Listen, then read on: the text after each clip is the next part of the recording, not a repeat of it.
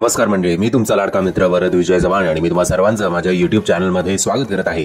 म्हणजे भारतातल्या कुठल्याही ॲनिमेटेड सिरीजसाठी जर मी सगळ्यात जास्त एक्साइटेड असेल यावेळेला तर तो the legend of Hanuman he web series आहे। या वेब सिरीजचा तिसरा सीझन आपल्या भेटीला आलेला आहे। याचे पहिले 2 सीझन आले होते 2021 मध्ये। मग अचानक 1.5 वर्षाच्या गॅप नंतर या सिनेमाचा या वेब सिरीजचा तिसरा सीझन आपल्या भेटीला आलेला आहे आणि हा सीझन सुद्धा या वेब सिरीजचा शेवट नाहीये। अजून एक सीझन येणार आहे जो मोस्टली ऑगस्टच्या वेळेला येईल असं वाटतंय।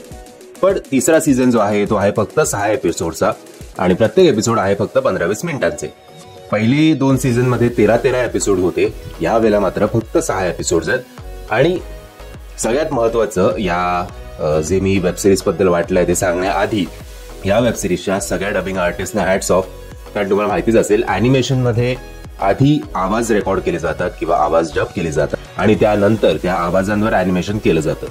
सो ओव्हरऑल चांगले एफर्ट्स। फक्त सीझन 3 बघताना असं खास करून जाणवतं की एवढी घाई कशाला करताय, कारण एक ऍक्शन सिक्वेन्स सुरू होतो, तो ऍक्शन सिक्वेन्स त्याच्या पीकवर असतानाच अचानक तो मध्येच थांबतो आणि वेगळंच काय ते चालू होतं आणि मग मोशन पिक्चर्सच्या सहाय्यातनं किंवा माध्यमातनं आणि नरेशनच्या माध्यमातनं आपल्याला तो ऍक्शन सिक्वेन्स समजवला जातो।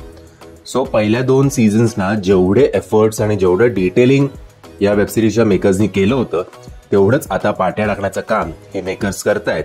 आणि मला असं वाटतंय की आता 22 तारखेला जे राम मंदिराचं उद्घाटन आहे त्याच्या त्या ॲटमॉस्फिअरला, त्या ॲम्बियन्सला एनकॅश करायला हा सीझन 3 पटापट आपल्या भेटीला आणलेला आहे की जरा चर्चा होईल, मग जरा व्ह्यूज मिळतील।